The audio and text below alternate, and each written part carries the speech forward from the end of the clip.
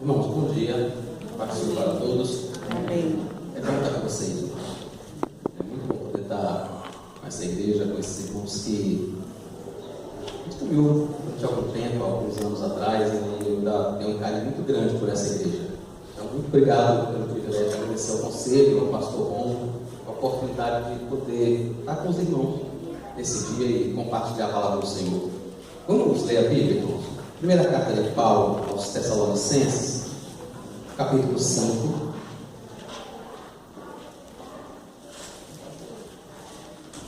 Primeira carta de Paulo aos Tessalonicenses, capítulo 5, a partir do versículo 12.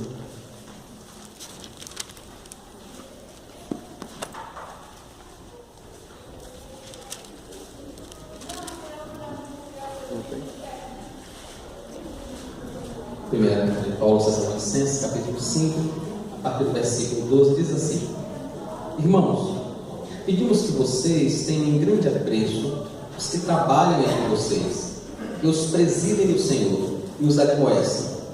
Tenham essas pessoas em máxima consideração, com amor, por causa do trabalho que realizam. Vivam em paz uns com os outros.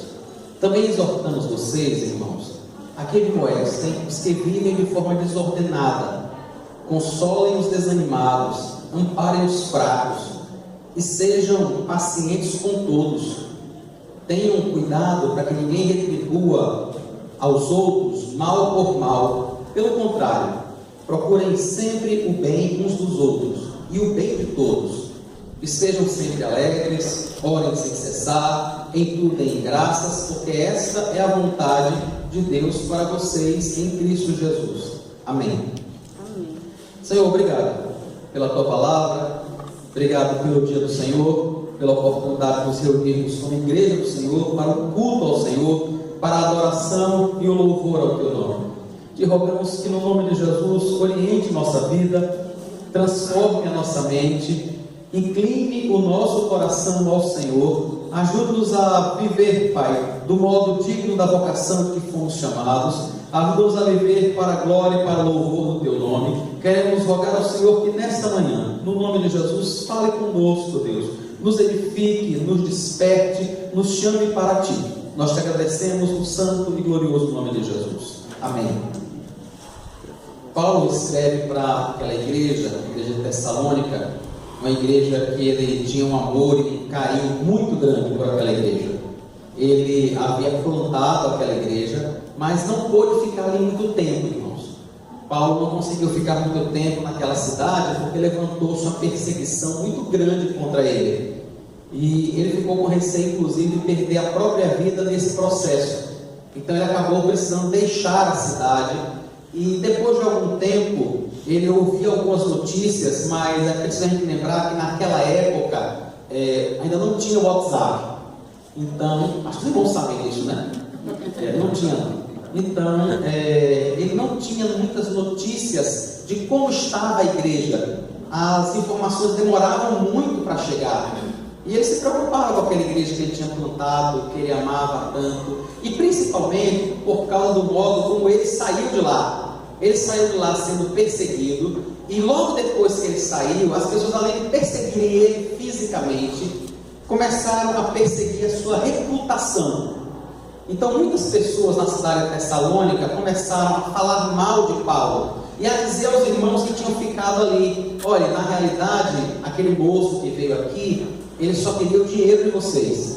Era só isso que ele queria. O que ele queria era se destacar, o que ele queria era aparecer. Foi só isso. Tanto que ele não está mais aqui hoje. Estão vendo como é que ele já foi embora? Ele nem quis ficar aqui. E isso machucava muito o coração do apóstolo, até que ele pede para Timóteo ir àquela cidade.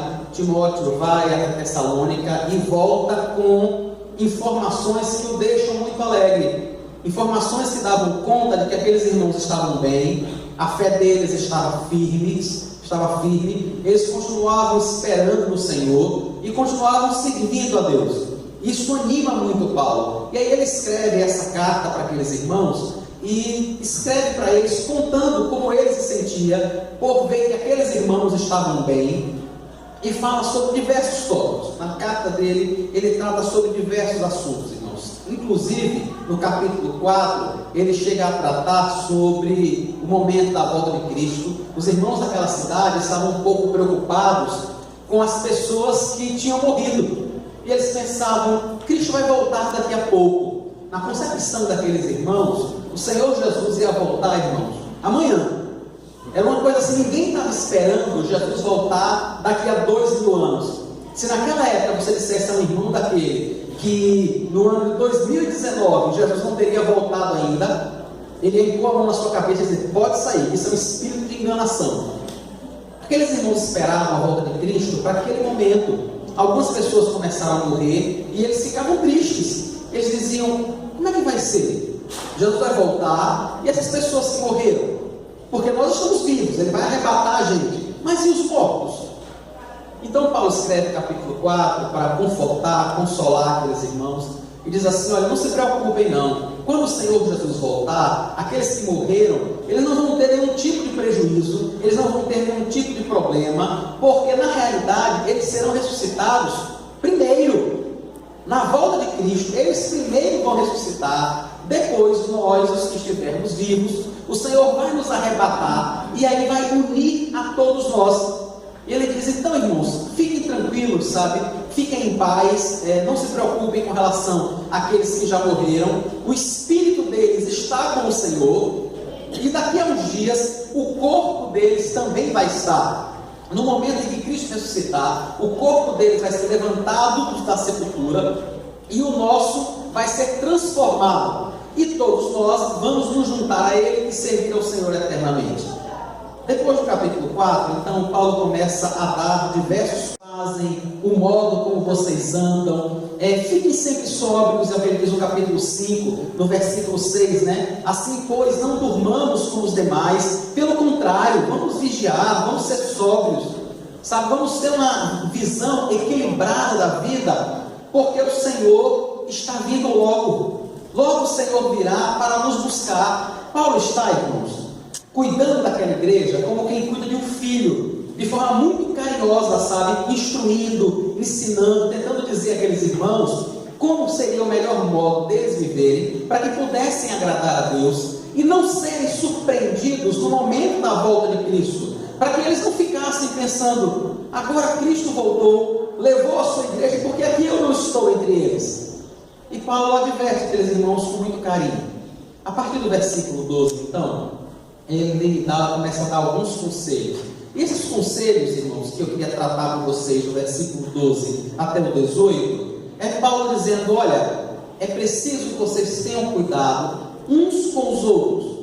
É preciso que vocês entendam que vocês vivem para o Senhor, vocês são do Senhor, membros do mesmo corpo de Cristo, e vocês precisam cuidar uns dos outros, para que vocês possam permanecer fazendo aquilo que é a vontade de Deus, uma vez que vocês são membros do mesmo corpo de Cristo. E aí ele começa, desde o versículo 1, dando instruções sobre como a igreja deveria cuidar de si mesma.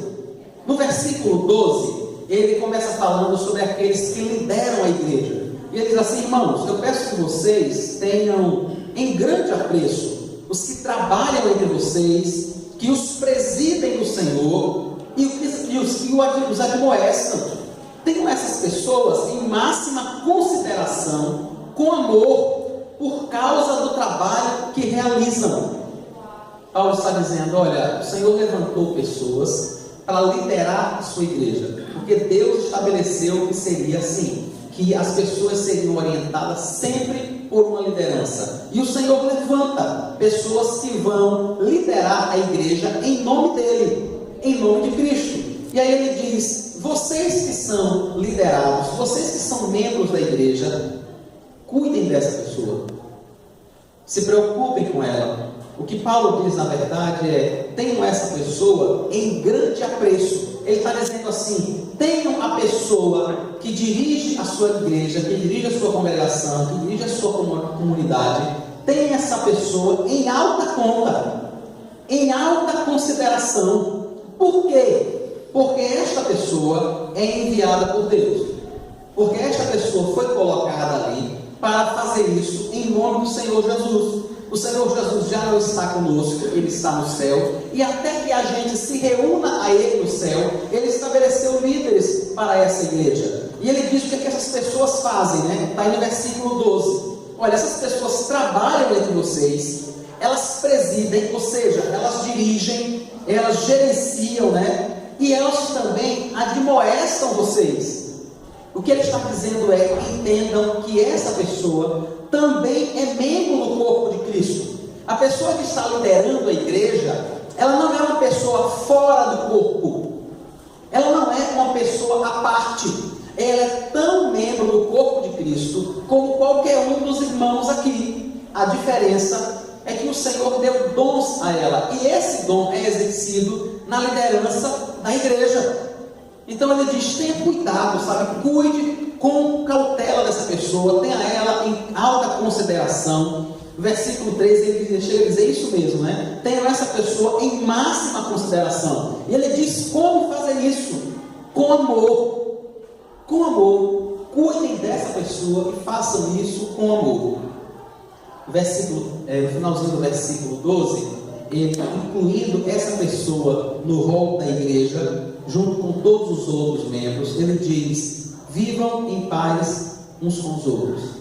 Irmãos, tem coisa que atormente e que perturbe e que tire mais a paz do líder de uma igreja, do líder de um grupo, de uma comunidade, do que quando as pessoas não vivem em paz. Não tem, sério. A maioria das vezes que pastores tomam a iniciativa de mudar de igreja, de deixar uma comunidade, é porque não estão conseguindo lidar com a falta de paz existente no meio do grupo. É um dos motivos. Estou dizendo que é isso constantemente o tempo todo, mas estou dizendo que esse é um dos motivos, e Paulo percebe isso. Ele diz: olha, cuidem dessas pessoas e vivam em paz uns com os outros, não para agradar a esta pessoa que está liderando a igreja, mas para agradar a Deus. É por causa do Senhor que nós vivemos em paz uns com os outros, não é por causa de aparência, né? Não é para que as pessoas vejam, né, que uma pessoa goste, mas é porque isso é o modo de agradarmos ao Senhor. Isto é o modo também de cuidarmos daqueles que estão na liderança da igreja. Esse cuidado, irmãos, inclui, inclusive, salário, manter essa pessoa de forma digna. Paulo escreve a Timóteo, que era pastor também, que era seu discípulo, que foi uma pessoa que Paulo orientou durante muito tempo. Na primeira carta dele a Timóteo, capítulo 5, versículo 17, Paulo diz assim: devem ser considerados merecedores de pagamento em dobro os presbíteros que presidem bem, especialmente os que se esforçam na pregação da palavra e do ensino. Um dos modos de cuidarmos da pessoa que Deus colocou para liderar a igreja é os problemas. Um outro modo disso acontecer é o que o autor aos Hebreus, no capítulo 13, no versículo 17, fala para a gente. Hebreus 13, 17, ele diz assim: obedeçam aos seus líderes e sejam submissos a eles, pois zelam pela alma de vocês, como quem deve prestar contas. Que eles possam fazer isso com alegria e não gemendo. Do contrário, isto não trará proveito nenhum para vocês. Preste atenção, irmãos, no que é que essas pessoas são chamadas por Deus para fazer. Por que é que Deus diz que essas pessoas deveriam ser tratadas com a máxima consideração? O autor da carta aos Hebreus diz que ele zela por sua alma, como quem vai dar conta dela. Ezequiel, capítulo 18, diz para a gente que a alma que pecar, essa morrerá. E por toda a Bíblia nós somos ensinados que cada um de nós vai dar conta individualmente a Deus daquilo que nós fazemos. Não é isso? Um dia todos nós compareceremos perante o Senhor e cada um de nós prestará conta por si mesmo. Mas o autor aos Hebreus, falando da dedicação, do cuidado dessas pessoas que tomam conta da igreja, da comunidade do Senhor, diz que elas zelam por essas pessoas como se ele mesmo fosse dar conta de cada uma delas. a preocupação que invade a mente dele com cada uma dessas pessoas. Por isso ele diz: cuidem muito bem dessas pessoas. E ele, o autor aos Hebreus, aqui 13:17, ele ainda diz assim: para que essas pessoas não façam isso gemendo, sabe? Mas que façam isso com alegria.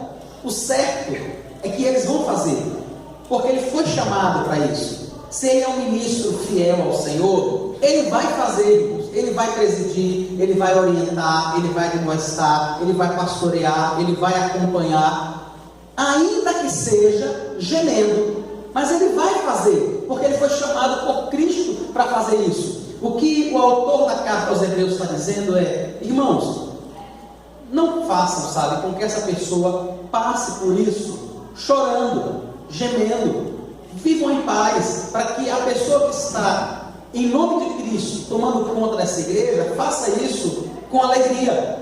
E o autor dos Hebreus da pergunta no finalzinho do versículo: que proveito é que você vai ter de fazê-lo sofrer? Que proveito você vai ter de não ajudar essa pessoa que na realidade foi colocada por Deus ali para te ajudar? Um dos modos, irmãos, da gente entender isso é perceber que nós precisamos fazer por essa pessoa aquilo que nós gostaríamos que fosse feito por nós. Né? Sempre que você pensar no pastor da igreja, alguém que está liderando uma igreja, e no modo como você avalia isso, faça um exercício de empatia. Alguma coisa assim.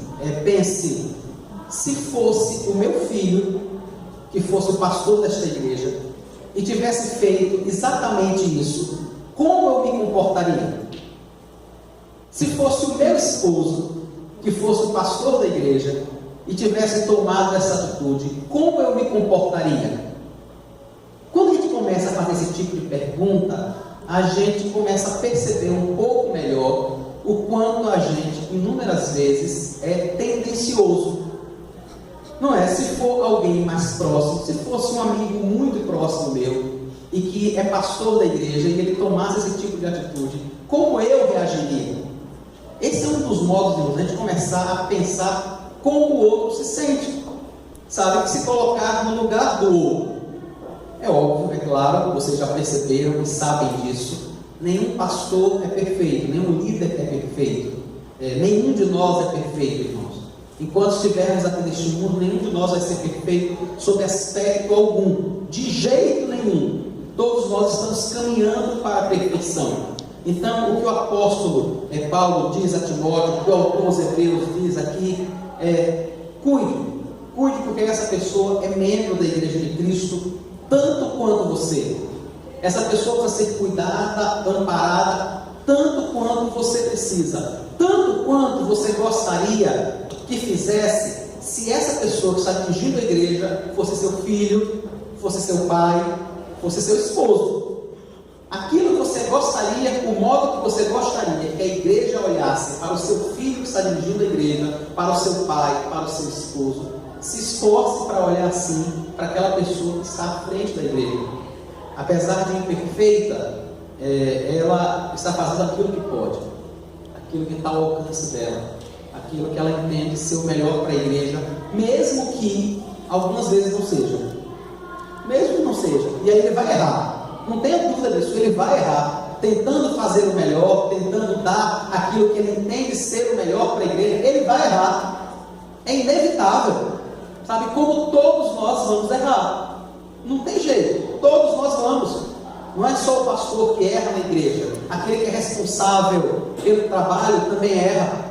Aquele que é responsável pelo escritório também erra. Eu estava lendo um livro essa semana, contava a história de um irmão, que ele trabalhava numa empresa de projetos publicitários, e ele era um rapaz muito novo, tinha ganhado um destaque muito grande. Eles estavam para lançar um produto que eles tinham apostado a reputação da empresa naquilo. Era coisa de 3, 4 anos de trabalho, muito dinheiro envolvido, mas estava chegando no finalzinho, sabe? Tinha tudo sido muito bem sucedido, eles tinham feito uma pesquisa muito boa, um desempenho perfeito, prestes a lançar o produto. O dono da empresa chama ele um dia e diz assim: eu preciso falar com você. E ele se arrumou, colocou um sorriso no rosto e disse: você promovido. Agora sim, agora vai ter o reconhecimento de tudo que eu fiz. Ele conta que quando entrou na sala do chefe, o proprietário da empresa disse: eu não tenho boas notícias para te dar.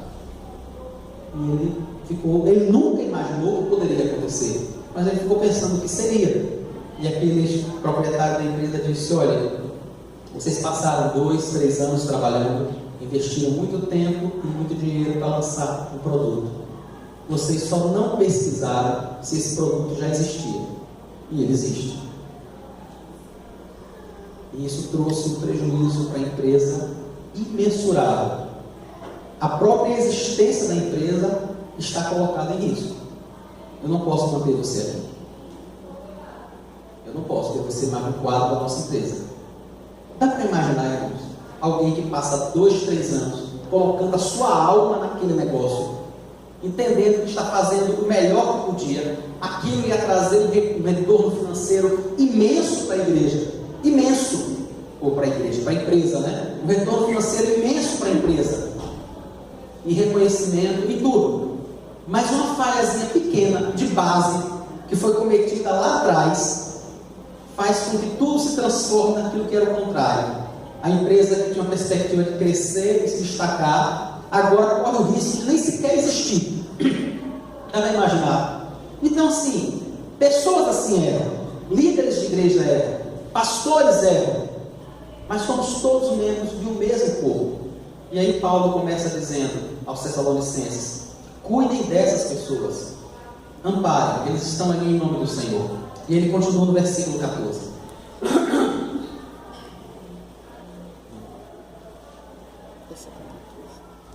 Também exortamos vocês, irmãos, a que admoestem os que vivem de forma desordenada. Aqueles que vivem de forma desordenada precisam ser admoestados. A ideia de admoestar é de você advertir, de você aconselhar. Ele diz: olha, tem gente que está vivendo assim, tem pessoas que estão realmente, sabe, de um modo que não deveriam estar, de que não deveriam viver. A ideia original dessa palavra, irmãos, traz em si a ideia de alguém que deveria estar numa fila e que ele está andando aqui de lado. Está todo mundo indo aqui retinho, mas ele não, ele vai aqui, ou ele vai do lado de cá. E aí Paulo diz: observem esses irmãos, observem e advirtam eles, orientem eles. A ideia de Paulo, irmãos, aqui não é dizer assim: ele está fora da fila, chegue perto dele e dê um tapão, que ele volta para a fila, que ele volta para o lugar. A ideia dele não é essa. A ideia dele durante todo esse texto é de cuidado. É por isso que ele diz: cuide do pastor, cuide também do membro da igreja que em algum sentido está vivendo à margem daquilo que deveria viver, está vivendo de forma desordenada, distante. Ele não está andando como deveria andar. O que ele diz é: essa pessoa precisa realmente ser exortada. Quando eu e você percebemos algum irmão vivendo de uma forma que pode ser prejudicial apenas para a vida dele, nós precisaríamos, sabe, ter atenção e cuidado com esse irmão, para encostar nele e conversar com ele, falar com ele sobre isso. Nós que somos membros do corpo de Cristo, nós que somos todos discípulos do Senhor, algumas vezes, irmãos, a gente faz isso com alguém apenas se o comportamento daquela pessoa, aquele comportamento desordenado, traz algum prejuízo para a gente, não é? Se aquilo de alguma forma prejudica a gente, se o comportamento daquela pessoa de alguma forma nos ofende, nos chateia, a gente até chega para ela e diz: rapaz, não faça assim não, que coisa feia, não está vendo que você faz isso e aquilo. Na realidade, nós não estamos fazendo o que Paulo diz, nós não estamos exortando, nós estamos dando um carão em causa própria.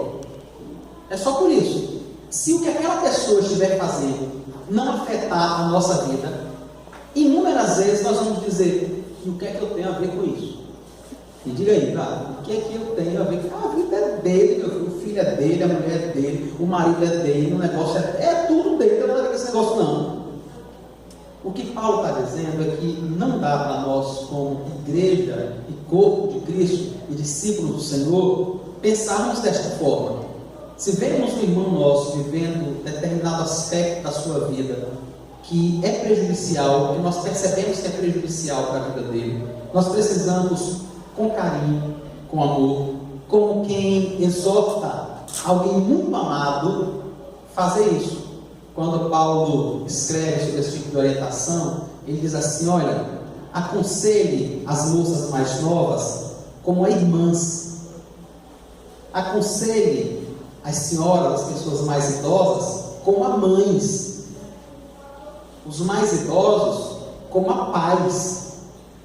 Entendem, irmãos, que a ideia não é dar um carão, a ideia não é se meter na vida do outro, mas a ideia é olhar para o outro como uma irmã, um irmão, um pai, uma mãe, e conversar com ele sobre algo que nós percebemos que ele poderia fazer melhor, que faria com que a vida dele estivesse mais tranquila. Qualquer um de nós não faria isso com a nossa irmã, com o nosso irmão? Se você tem um irmão e você percebe que ele está fazendo um negócio, você nem sabe, mas você chega na casa da sua mãe e sua mãe diz assim: olha, seu irmão está comprando o carro fulano de tal, e você que entende muito mais de carro que seu irmão, ele é novo, começou a trabalhar agora, está ganhando muito dinheiro, e aí resolveu que vai comprar esse carro, e você que entende muito mais e percebe que ele não está fazendo um bom negócio, você pega o telefone na hora, diz: rapaz, não compra esse negócio não, peraí, deixa eu conversar com você primeiro. Não é isso que nós faríamos com o nosso irmão. A gente ia deixar ele fazer um mau negócio, a gente ia ligar para ele e dizer: irmão, cara, não faço não, esse carro não é bom por causa disso, não é bom por causa daquilo, talvez você pudesse comprar esse, ou pudesse comprar aquele. Quando a gente faz isso, a gente não está obrigando a pessoa a fazer o que nós estamos mandando, não estamos obrigando. O nosso irmão pode dizer: não, eu entendo tudo isso, mas eu quero comprar. Mas eu e você temos a obrigação de advertir. A gente precisa fazer isso, e precisa fazer isso, segundo o que Paulo diz, uns com os outros, irmãos. Senão, não há porquê nos chamarmos de irmãos. Sabe, se não há disposição no nosso coração em chegar perto de alguém, como uma irmã, um irmão, um pai, uma mãe, um filho, e carinhosamente exortar esta pessoa, orientar, advertir, avisar, aconselhar, se não há essa disposição em nós, não há porquê nos chamarmos de irmãos. Não há porquê imaginarmos que poderemos passar a eternidade no céu com essa pessoa. Não tem porquê imaginar que somos discípulos. Se somos discípulos, é isso que nós fazemos. Nós estamos caminhando juntos, todos juntos, e queremos que todos cheguem, e cheguem da melhor forma. Ele continua ainda no versículo 14, dizendo: consolem os desanimados. Aqueles que estão vivendo de forma desordenada, aqueles que estão vivendo de um modo que não glorifica o Senhor, eles precisam realmente ser exortados, advertidos. E eu quero enfatizar mais uma vez: a ideia não é chegar e sentar a mão na vida dele e volte para a fila. A ideia é conversar com ele, biblicamente, para que ele entenda que ele precisa andar na fila, como todo mundo está fazendo. O povo de Deus anda assim, então você, como o povo de Deus, precisa andar assim também. Há pessoas, irmãos, entretanto, que elas não estão vivendo de forma desordenada, elas não estão tendo dificuldades na vida delas com relação ao serviço a Cristo, à santidade. Não é isso. A dificuldade delas, o problema que ela está enfrentando, é que ela está desanimada. Às vezes, por lutas constantes que ela enfrenta, problemas que ela enfrenta, às vezes, com um marido descrente, com uma esposa descrente, com um filho que insiste em discutir, em bater boca, sabe? Em ameaçar, em falar alto. Às vezes, uma dor que parece que não passa nunca, doença que parece que não vai embora de jeito nenhum, por mais que se vá em médico, por mais que se faça consulta, por mais que se compre remédio, parece que não fica bom nunca, parece que não vai embora nunca. Às vezes, por causa de coisas fez na igreja, serviços que prestou na igreja, que de alguma forma alguma coisa não deu certo, outras pessoas não gostaram, reclamaram, por diversos motivos, irmãos. Há tanta coisa que às vezes acaba levando as pessoas ao desânimo. E Paulo diz: console essa pessoa. Aquele que está desanimado, irmãos, ele não precisa ser chamado a atenção. A ideia não é ligar para ele com urgência e dizer: rapaz, para de fazer esse negócio. Olha, esse negócio que você está fazendo não está certo. A ideia não é essa. A ideia é sentar e ouvi-lo. O que alguém que está desanimado mais precisa, irmãos, é colocar para outra pessoa, expressar para outra pessoa aquilo que ela está sentindo, qual é o motivo do desânimo dela. Sabe, então chegue perto dessa pessoa e se ofereça para ouvi-la. Algumas vezes as pessoas não falam porque a gente não deixa, porque a gente não se interessa por perguntar, ou então quando pergunta é só para forma: oi, tudo bem? A gente já diz tudo bem olhando para o outro lado. Já viram isso? A gente estende a mão para apertar a mão de alguém já olhando para o outro: oi, oi, oi. Como, sabe? Como consolar, como perceber uma pessoa desanimada dessa forma? Não tem como. A gente precisa, ainda que fale com menos pessoas, ainda que dê atenção a menos pessoas, quando você falar com as pessoas, olhe nos olhos dela, sabe? Pare por 3, 4, 5 segundos e fale com ela, mesmo que a outra esteja do lado esperando. Não tem problema não. Depois que você falar com essa, a outra também vai querer a sua atenção da mesma forma que você deu a essa.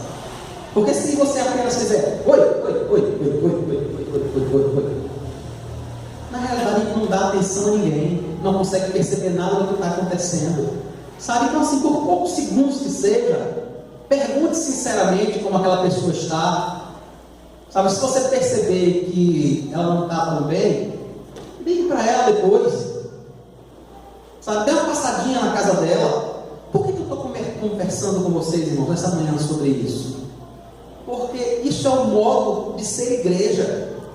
É isso que Paulo está escrevendo para a igreja que ele ama muito, e que ele sabia que ele não estava presente, que ele não podia fazer. Eu, como pastor de uma igreja pequena, mas eu sei o quanto eu não consigo acompanhar todos os irmãos da forma que eles precisam, da forma que eu deveria fazer. Eu sei que não dá. E aí eu entendo exatamente o que Paulo está dizendo, que nós precisamos fazer isso uns com os outros. Porque talvez uma pessoa não se sinta muito à vontade de conversar determinado aspecto com o pastor Romulo, mas se sente de conversar com você. Não há problema nenhum, você é membro do corpo de Cristo, o Espírito Santo habita em você. Então, inúmeras vezes, irmão, sabe, a gente percebe que alguém está desanimado. Sabe o que a gente faz? A gente pega o telefone e liga para o pastor. Pastor, eu achei que ele estava meio triste. O senhor devia fazer uma visita a ele. E sempre que alguém, eu também recebo ligações assim, tá? E sempre que alguém me liga assim, eu falo: obrigado. Obrigado pelo aviso, obrigado pela preocupação, obrigado por me dizer. Quando foi que você esteve na casa dela que você percebeu isso? Não, eu não estive na casa dela, não. Como foi que você conseguiu perceber que ela está assim? Não, ela disse uma palavra assim, sabe? Eu disse: ela queria dizer o que com essa palavra? Não sei, pastor, você não perguntou não? Não perguntei não. Por que você não perguntou? Não é? Por que a pessoa se preocupou o suficiente, sabe, para achar que o outro tem alguma coisa? Eu vou ligar para o pastor. Eu acho ótimo, não tem problema nenhum que ligue para mim. É uma bênção e eu quero ir lá fazer isso. Mas o que eu quero dizer é que você é membro do corpo de Cristo. Você é membro do corpo de Cristo. Essa pessoa tem o Espírito Santo tanto quanto você. Você mesmo pode fazer isso. Você mesmo pode ir à casa dela, você mesmo vai pegar o telefone e ir falar com ela. É porque algumas vezes, irmãos, a gente acabou delegando isso a uma pessoa apenas. A gente diz assim: não, a gente paga um salário ao pastor. Isso é o pastor que tem que fazer. Não é, irmão. Não é. Está vendo o que Paulo diz? A ideia de Paulo é que todos façamos isso com todos. Tem alguém vivendo de forma desordenada? Tem alguém gastando dinheiro de uma forma que não deveria? Tem alguém se comportando de uma forma que não deveria? Converse com ele, como um irmão, como uma irmã, como um pai, como uma mãe, como um filho. Tem alguém que está desanimado? Converse com ele, ore com ele, sente do lado dele um pouco e ouça o que ele tem a dizer. Sabe, ouça. Não fique interrompendo o tempo todo, apenas ouça. Sente ali e ouça. Depois de ouvir, ore com ele. Fale da palavra de Deus para ele. É isso que Paulo está dizendo. Console essa pessoa, para que ela possa se reanimar, para que ela possa se levantar, para que ela possa se voltar. Ele continua ainda no versículo 14. Ampare aqueles que estão fracos, aqueles que estão vacilantes, sabe? Que não estão firmes. Uma hora eles pensam assim, outra hora eles já não pensam da mesma forma. Então Paulo diz, ampare. A ideia da construção verbal aqui é quase como se você funcionasse como uma espécie de uma muleta para aquela pessoa naquela hora. Ela está fraca, sabe? Ela está cambaleante. Encoste nela. Encoste nela. Não é assim que a gente faz, por exemplo, quando alguém vai fazer uma endoscopia. Não sei se vocês já acompanharam alguém para fazer uma endoscopia digestiva, né? A pessoa toma aquela sedação, aí quando sai da sedação, ela sai acordada. E ela até consegue caminhar. Não, muito bem. Não é? Ela não fica assim, meio... Não é? O que a gente faz? Eu já fiz umas 3 endoscopias dessas, igual ela sempre vai comigo, né? E ela depois fica me contando, fica rindo comigo. Ela disse que uma das vezes ela me levou até o quarto, aí eu estou em pé na frente da cama e disse, espera que eu pegue um negócio aqui. E quando ela voltou, eu tinha caído assim de cara duro na cama e estava assim. Então, quando alguém faz um exame desse, ele está sedado, ele está fraco, ele não está desacordado, mas ele está realmente trôpego, sabe? Ele não está conseguindo caminhar sozinho. É preciso que alguém ampare, que alguém chegue perto, encoste, coloque a mão dele aqui no ombro, né? Segure ele aqui e diga, não, a gente vai caminhar. É isso que Paulo está dizendo. Sabe, você percebe o irmão que está fraco, que está vacilante? Em nome de Jesus, não meta a língua dele, não. Não é? Então quando a gente percebe, rapaz, fulano, ô miserável, pecado infame. O que Paulo está dizendo é, essa pessoa que está fraca, ela precisa de amparo, ela precisa de cuidado. Você chegue perto dela e gaste um tempo com ela. Sabe, socorra. Socorra ela, não está fraca, ela não está caindo. Socorra essa pessoa. Algo que é muito interessante notar, irmãos, é que inúmeras vezes, as pessoas dizem assim, pastor, eu fiquei doente, ninguém me visitou. Passou o meu aniversário e ninguém me deu parabéns no grupo da igreja. Eu não recebi um telefonema de ninguém. Eu passei no vestibular e não teve uma pessoa que tivesse lembrado de ligar para mim, ô irmão, parabéns, você foi aprovado no vestibular, no concurso. Não teve uma pessoa que fizesse isso. E quando essa pessoa está comentando isso, certamente não é o momento, né? Mas inúmeras vezes eu fico olhando para aquela pessoa e pensando, ela nunca fez isso com ninguém. Nunca. Sabe o que é nunca do verbo jamais? Ela jamais pensou em parabenizar alguém. Ela jamais pensou em visitar alguém que estava doente. Nunca passou essa ideia pela cabeça dela. E ela tem um bom motivo. Eu sou uma dona de casa, trabalho demais, eu tenho filho. Não, eu sou um pai de família, eu tenho muito o que fazer. Ele tem um bom motivo na cabeça dele. Ele nunca pensou em fazer isso, nunca pensou em amparar, nunca pensou em caminhar junto, nunca pensou em confortar, de jeito nenhum.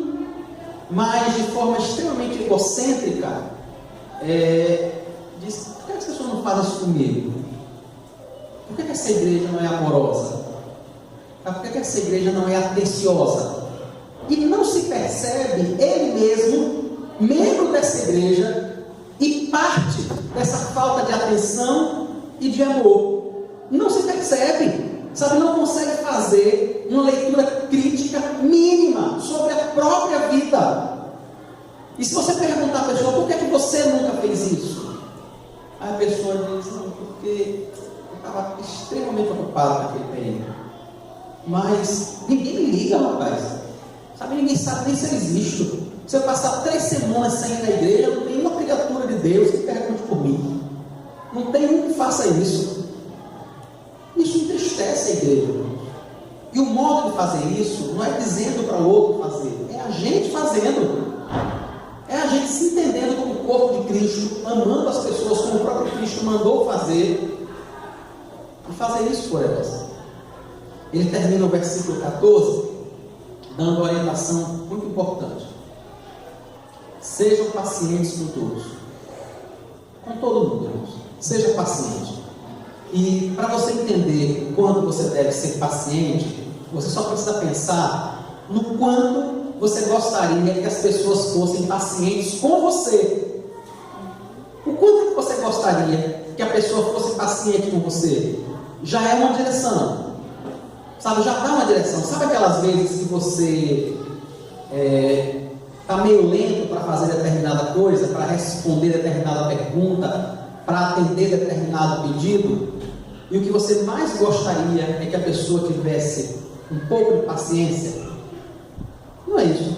Sabe quando você está assim no alto verão, um dia de sábado à tarde, um calor apertado, e tem 1 milhão de pessoas lá no São Pedro de Maria, e cada um querendo o seu, cada um me dê. E eu fico pensando que Maria vai querer uma hora daquela, tem um pouquinho só de paciência, sabe? Tem só um pouquinho, vai chegar. Tem esse aqui na sua frente, e esse outro chegou primeiro, mas assim que atender esse, ele assim, eu vou chegar aí. É isso que ele está dizendo, sabe? Olhe para essas pessoas e tenha com elas o cuidado e a paciência que você queria que tivesse com você.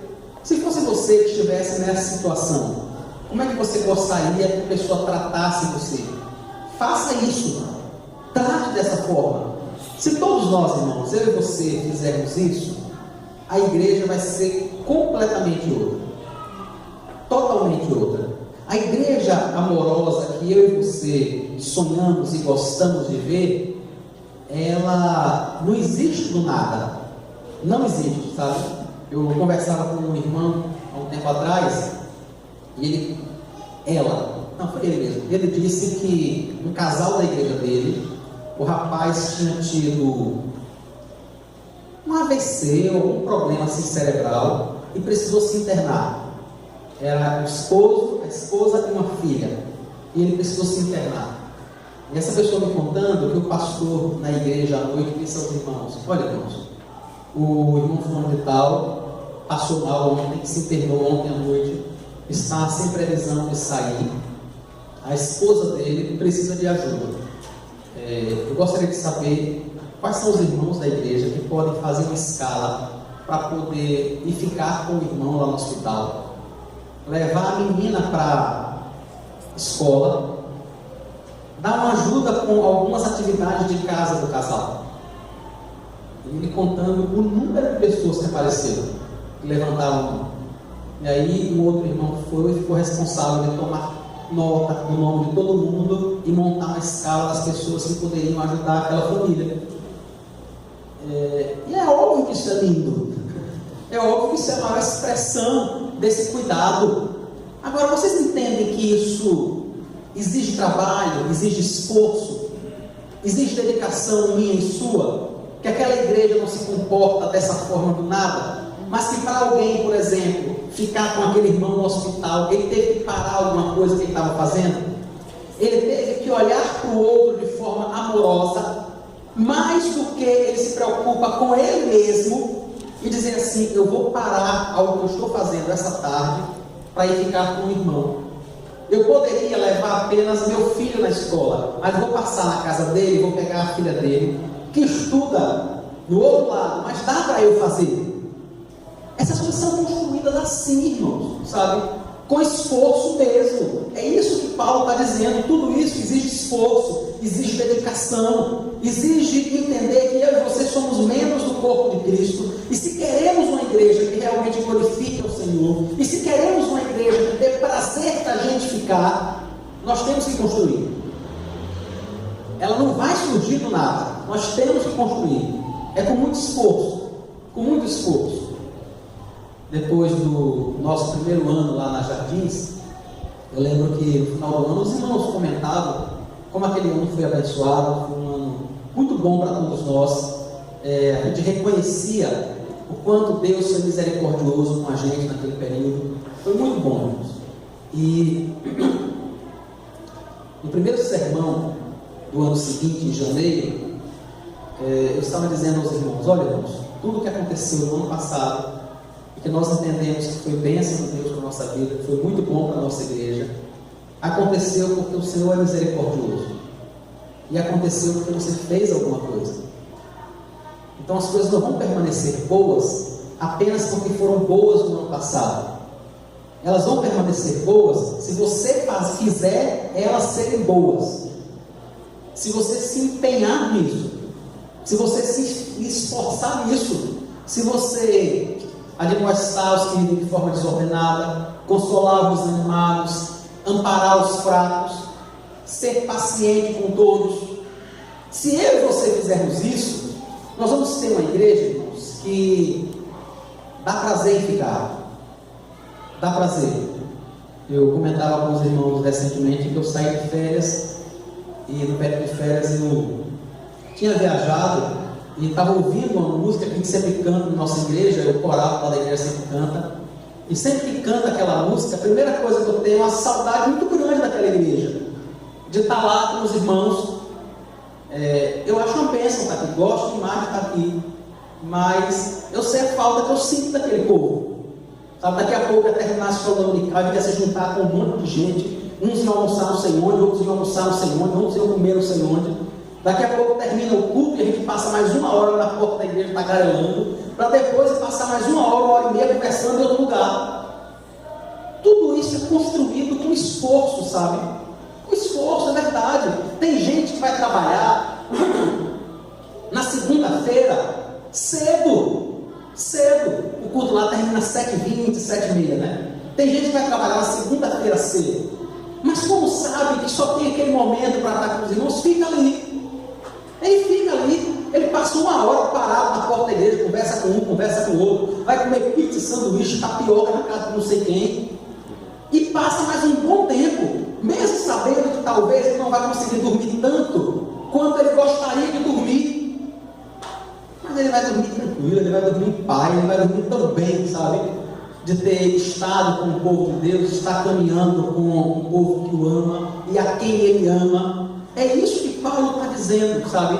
Construir esta igreja que é sonho dos irmãos, que é sonho nosso, que é desejo do próprio Deus, exige esforço, dedicação, paciência, tempo.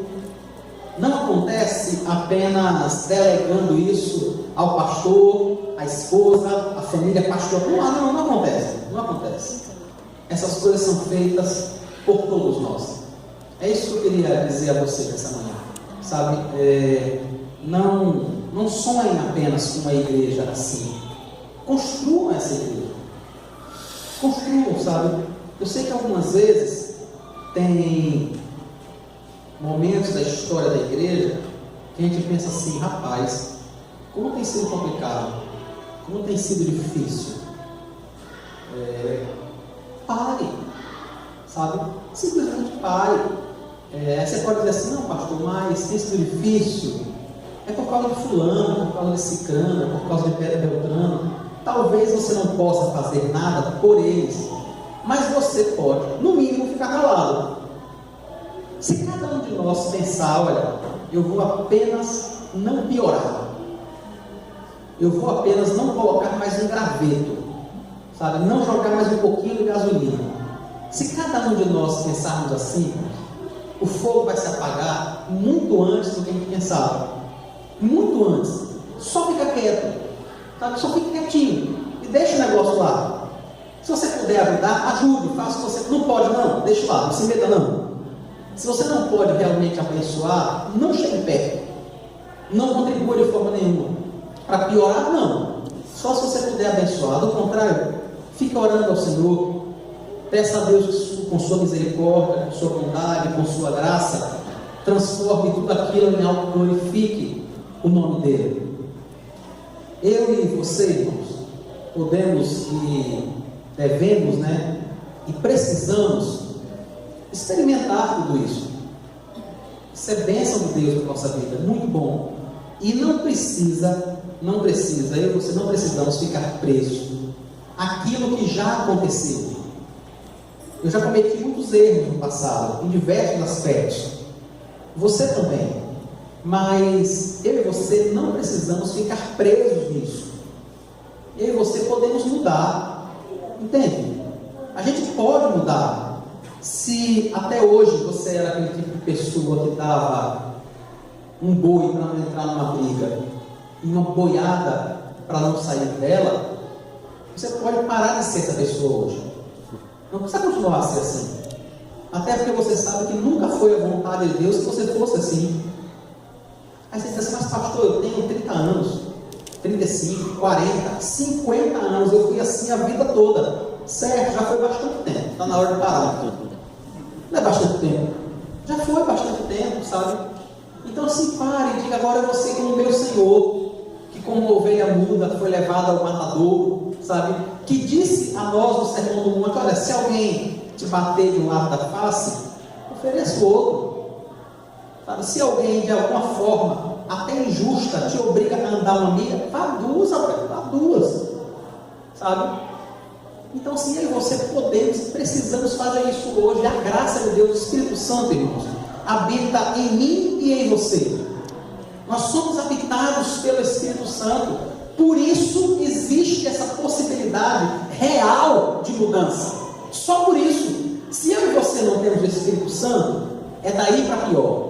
Se eu e você não temos o Espírito Santo, então vai chegar o dia na colheita que o Senhor enviará os seus anjos aos 4 cantos da terra, inclusive aqui, e vai recolher aqueles que não têm o Espírito Santo e colocar em lugar para ser queimado. Mas se eu e você temos o Espírito Santo, nós não somos joio, nós somos trigo. Entende? Então é possível haver essa mudança, é possível haver essa transformação. Pode ser difícil, pode ser complicado. Você pode até dizer assim, mas pastor, eu me sinto meio hipócrita fazer uma coisa que eu não sinto no meu coração, abraçar alguém que eu não gostaria de abraçar, falar de forma carinhosa quando eu não gostaria de falar. Eu me sinto muito hipócrita com isso, falso até. Irmãos, não é hipocrisia. Quando você está se esforçando para fazer aquilo que é a vontade de Deus, isso está longe de hipocrisia. Isso se parece muito mais com a luta pela santificação, pela busca da vontade de Deus. Imagine se eu e você fôssemos fazer apenas o que a gente tem vontade. Quando é que a gente ia orar? Diga aí. Quando é que a gente ia ler a Bíblia? A gente só ia orar quando perdesse o emprego, quando o filho tivesse uma doença séria, quando a casa estivesse desabando, quando o carro estiver batido. Só. Mas a gente ora constantemente, querendo ou não, com vontade ou não, às vezes até dormindo, né? Às vezes você começa a orar, daqui a pouco cochila, Jesus, desculpa aí. Não é isso que está fazendo, a gente está lutando, a gente está crescendo nesse processo de santificação. Então, mesmo que você não queira abraçar, abrace, sabe? Abrace, e enquanto estiver abraçando, ore e diga, Senhor, mude meu coração em nome de Jesus. O Senhor sabe que eu não queria essa pessoa nem perto de mim, quanto mais abraçá-la. Mas eu sei que não é essa a vontade do Senhor. Então mude meu coração para que eu possa fazer isso de forma alegre. Porque eu e você somos habitados por Deus. Porque essa é a vontade do Senhor para a nossa vida. Isso é possível. O mesmo Espírito Santo, irmãos, que está nos levando para o céu, que um dia vai nos apresentar de forma irrepreensível diante da sua glória, é o mesmo Espírito que está no seu coração, que está em nós hoje, sabe? E que está chegando o momento de mudar a gente. Não é muito bom quando a gente para e diz assim, rapaz, fulano quando chegou aqui na igreja, dava um trabalho, viu? Ah, misericórdia, mas que bênção que é hoje. Não acontece isso? Então, faça assim na sua vida. Eu sei que com certeza você não acha que você é uma pessoa que dá trabalho. Nenhum de nós acha. Quem dá trabalho é sempre o outro, a gente não. Mas mesmo sem achar, faça isso. Busque ser uma pessoa que realmente as pessoas querem estar perto. Uma pessoa que é instrumento de Deus na vida de outro. Por ser uma pessoa que ampara, que consola, que admoesta, que é paciente. Irmãos, quem não quer estar perto de uma pessoa dessa? Quem é que não quer estar perto da pessoa que Paulo descreve aqui? Uma pessoa que admoesta, que consola, que anima, que ampara e que é paciente. Quem não quer estar perto de uma pessoa dessa? Uma vez que o Espírito Santo está em você, eu queria dizer a você que você pode ser essa pessoa. Sabe? Não apenas desejar estar perto dessa pessoa, mas ser essa pessoa. Ser esse instrumento de Deus na vida de outros, na vida de todo mundo que chega perto de você, de forma que qualquer pessoa que passe algum tempo com você, depois que sair de perto de você, ela tenha mais motivos para glorificar a Deus. É esse o objetivo de tudo isso que Paulo diz. Que uma pessoa, depois de passar 5 minutos, 10 minutos com você, quando ela sair, ela tenha mais motivos para honrar ao Senhor, para glorificar a Deus. Que ela tenha motivos para ir se afastando de você e ir dizendo: rapaz, que bênção que o Senhor botou fogo no meu caminho. Sabe? É o que o Senhor espera de mim, de você. Assim que a gente constrói uma igreja que glorifica o Senhor, que é uma bênção, sabe?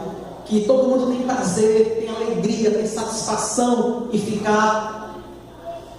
Que o Senhor me ampare, o Senhor me sustente, sabe? O Senhor motive você nessa manhã, lhe desperte, lhe aproxime para Ele, lhe mostre que essas coisas não surgem do nada, no vácuo, não acontecem por acaso, mas elas são fruto de um esforço pessoal muito grande. Elas são fruto de um desejo muito grande de glorificar a Deus, de honrar ao Senhor, de pensar menos em si mesmo, de se preocupar com a igreja, de se preocupar com o outro, de se preocupar com a honra ao nome do Senhor Jesus, que é para o que nós fomos criados. Vamos orar ao Senhor e agradecer a Deus. Senhor, muito obrigado pela Tua palavra. Muito obrigado pela orientação, Senhor. Eu quero pedir perdão ao Senhor pelas vezes que eu não fui esse instrumento do Senhor. Pelas vezes que vendo alguém de forma desordenada, vivendo de forma desordenada, eu não exortei, eu não aconselhei. Me perdoa, no nome de Jesus. Perdoa os meus irmãos nesta manhã, que vendo alguém desanimado, não parou um pouco a sua vida para animar essa pessoa com a sua palavra. Tem misericórdia de nós. Nos perdoa, Deus, pelas vezes que vimos alguém cambaleando na fé e não nos encostamos nele para que ele pudesse se apoiar em nós naquele momento de fragilidade. Tem misericórdia, Deus, tem misericórdia de nós. Nos perdoa no nome de Jesus. Queremos pedir ao Senhor que nesta manhã nos desperte para o louvor do Teu nome. Nos incomode pelo Teu Espírito, Pai. Muda o nosso coração. Vence o nosso egocentrismo, Senhor Jesus. O nosso desejo de pensar apenas nas nossas coisas, naquilo que interessa para a gente, como se os outros nada significassem. Tem misericórdia de nós, Pai. Muda o nosso coração nesta manhã. Nos dá graça para construir uma igreja que seja uma bênção, uma igreja amorosa, uma igreja alegre, uma igreja onde todos se preocupam com todos o tempo todo, uma igreja onde todos entendem que estão caminhando juntos para o céu. Ajuda-nos, Deus, nós precisamos disso para o louvor do Teu nome. Foi para isso que o Senhor morreu na cruz, para que nós nos tornássemos apenas um povo do Senhor, Pai. Que o Teu Espírito que habita em nós possa constranger o nosso coração e mudar a nossa vida. No nome de Jesus. Amém.